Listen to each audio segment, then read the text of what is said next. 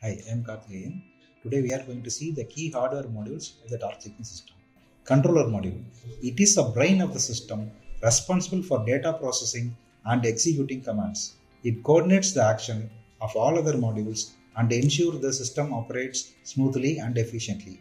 Axis module. This handles the position control of various drives. It ensures precise movement and positioning of components within the system, which is critical for accurate operations. Measuring module. It consists of torque sensor, which measures the torque applied in the various operations.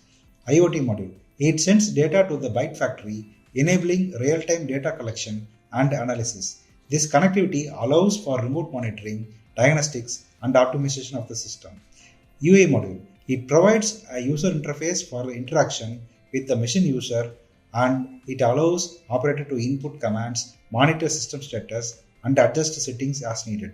These modules work together to create an efficient, responsive, and user-friendly system. Thank you.